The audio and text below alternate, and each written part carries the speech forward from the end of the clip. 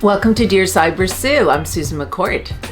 Today's topic is, why am I so attracted to emotionally unavailable men? Well, this is a question that a lot of women ask themselves because they get to a point where they're repeating a pattern. They keep going for these men who they think there's a connection with, but really what it is they're just shut down. So they start asking themselves, why would I keep putting myself here?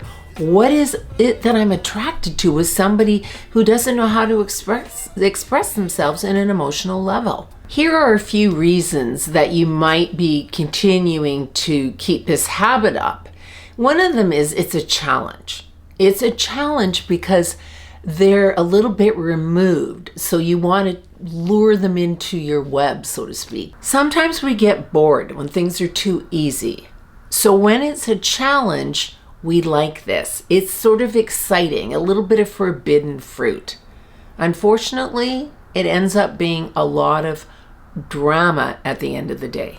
It's not easy being in a relationship with someone who's emotionally unavailable. So it becomes sort of, I can fix this. I'll make this work.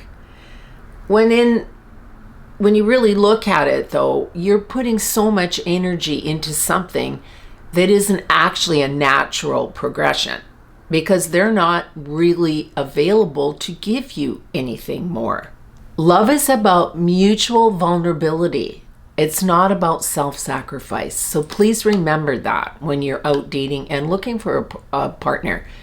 It has to be on a similar page. It has become familiar to you. Many people have a type, and this has become your type. You keep going back for more of the same because that's what you're used to. There can often be many highs and lows in this type of a relationship, and so that becomes addictive. So you keep wanting to get the high back again, and you'll let the lows go for a certain amount of time. The problem is this isn't a real relationship because there's a lot of game playing going on here. You may also be emotionally unavailable. Like attracts like. So you see this in somebody that you're interested in. You like the fact that, okay, we're very similar here. The problem with this situation though is it doesn't really go anywhere because it becomes probably a sexual connection without any passion, without any real intimate loving moments. And this is great for a while because we can all have sex and enjoy it, but when it's emotionally disconnected, intimate time together, it eventually fizzles. You become more of a platonic connection. And after a while, that's not going to be conducive to what you're looking for because now it's not exciting anymore. So if you're both emotionally unavailable, eventually it will disintegrate. So be aware of this. If you're finding that a lot of your relationships are ending the same way because of this situation, it's really time to get to the bottom of why you are disconnected emotionally. The biggest question in today's topic is, can you change this pattern? The answer is yes. You can change any pattern when you know there's a problem and you figure out why it's happening. What has caused you to choose these type of relationships in a repetitive pattern? Because if you're sitting here not understanding it or just being okay with what's going on, then you're not giving yourself the true happiness that you deserve. You're just taking the dregs until it ends again. Because when someone's emotionally unavailable, including yourself, there's not really a lot of substance behind the connection. It's just basically sort of flat, and you're giving each other a piece of yourself. And how does that work long term? Because you need to have a reciprocated communication with someone to get to the committed phase of any relationship and to keep it going for years to come. That is why I stress so often about how important communication is. So it's important to figure out how you got here. What has caused you to shut down? or to choose people who are shut down.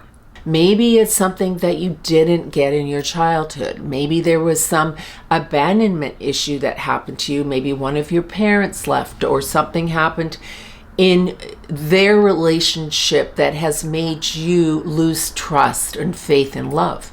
But the bottom line is, you want to fix what it is with you first. Because when you fix that, you're not going to bring these people towards you. So it's not going to be about trying to fix them. You're going to be fixing yourself first. So then when you go back out there again and start dating, you're going to attract a different type towards you, because you will be able to spot the people who don't have an emotional connection with themselves. And that's what you have to have in a relationship. They have to be on board with who they are by themselves as they stand alone, not just when they're in a relationship. But you're not there to try and fix them and find out who they are. When you meet somebody, there needs to be a pretty good connection pretty quickly. Something that you can look at them and say, okay, I can see something with this person. I like who they are. My instincts aren't telling me to run away. They're telling me to find out more about this person because I'm intrigued with who they are. I like who they are. You must alter the need to chase love.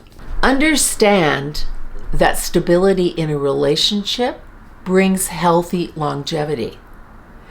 It also brings a more loving partnership romantically, because you've taken the time to understand each other, to get to know one another, and you have a connection that's really built on a very strong foundation. You're emotionally connected with one another. Intimacy is much more passionate when you have an emotional bond together. It brings you closer and keeps you close throughout the years. Take a little time away from dating anyone. Just sit back and get to know yourself.